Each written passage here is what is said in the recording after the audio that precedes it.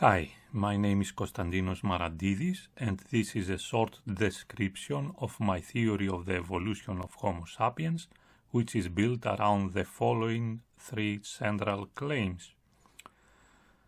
The first is that the origin of the genus Homo is a permanent warm coastal fog, which existed at the European Paleocoast during late Pleistocene from 2.6 million years ago to 11,000 before current era, and most probably at the periphery of the Irish Sea Glacier. The theory uses the fact that throughout the ice ages, the year's average sea ice cover in the North Atlantic was expanding to somewhere between 60 north and 50 north. The excess sea ice would have increased the salinity and reduced the temperature due to the much higher albedo for sea ice of a far more extensive body of water in the North Atlantic. So is postulated that this will have increased the speed and volume of the sinking of denser surface waters in the North Atlantic due to those waters being more saline and colder, and send more equatorial waters to travel north. All this is straightforward physics.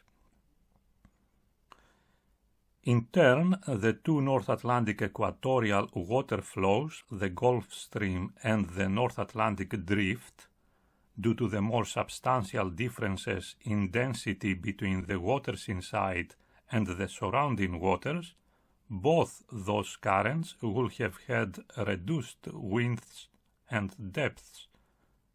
When two liquids have higher contrast in thickness, they slide along each other with less friction. This photo can help you visualize this. The much denser liquid, in this case milk, is poured with less friction into water, resulting in a smaller splash. So both those currents will have traveled faster at a narrower angle than at present to transport increased and more concentrated amounts of thermal energy. And as a result of all this, and in tandem with the Earth's rotation, the Pleistocene North Atlantic Drift will have been pushed to run eventually parallel to the European Paleocoast. According to my theory, surface waters heated at close to 25 Celsius will have continuously delivered to a much reduced in length European Paleocoast. The precedent against most likely the Irish Paleocoast hotter Pleistocene North Atlantic Drift, due to the massive difference in temperatures between its surface waters and any coastal ice, will have created the mentioned permanent warm coastal fog. Again, all these assumptions derive from straightforward physics. The second central claim proposes the environmentally adjusted voluble, prolonged, and carrying high frequencies oral communications of ancestral hominids as the primary unintentional mechanism resulting in the development of human higher cognition. Please watch the expanded presentation for the intricate details on this. Finally, the third central claim is that our enlarged skull and brain are the outcome of an extreme phototrauma suffered by the depigmented earlier form of our species. The lack of pigmentation readily inferred as the result of our ancestors living for 2.6 million years away from light inside the said permanent warm coastal fog. In this short presentation, I will mention 4 of the unique to humans anatomical features which used as supporting evidence. As first, the thick film of sebum on our hands and feet, which makes them uniquely adherent to rocks that are always wet with warm water due to being located within a permanent warm fog. Our hands and feet are adjusted to climb a rock face which existed inside stable environmental conditions, lasting millions of years, that kept that rock face wet with warm water day and night and all year round. Second, the lack of air, which indicates as a species' natural environment a place both always away from light and permanently warm. As third, the human's high degree of cutaneous water permeability, which indicates life in a dark, warm and humid environment. The same anatomy is to be found only on species called Troglophona, which typically live in temperate caves where the humidity is ranging from 95 to 100%.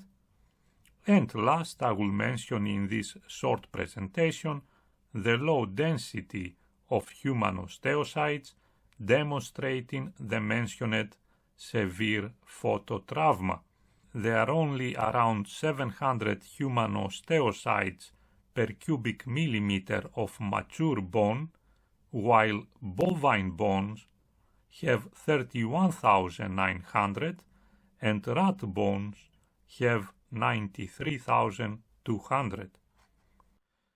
In this diagram, I have added our closest relatives, the bonobos, for which there are no measurements, but is proposed as a means to test the theory that if the appropriate investigation takes place, their volume of bone per a single osteocyte plotted against their body mass will be found to be on the same linear curve with all other terrestrial mammals and with only the modern human's reference point away from that line.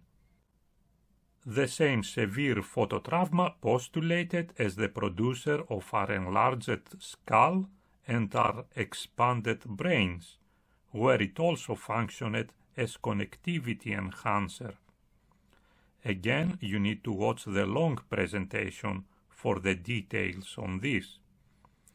The extended video presentation on the same YouTube channel also provides a step-by-step account of the events that led to the emergence of humanity, proposals for more effectual experiments, and new therapies recommended as relevant to all mental disorders, and ideas for new didactic methods which can deliver an augmentation of intellect.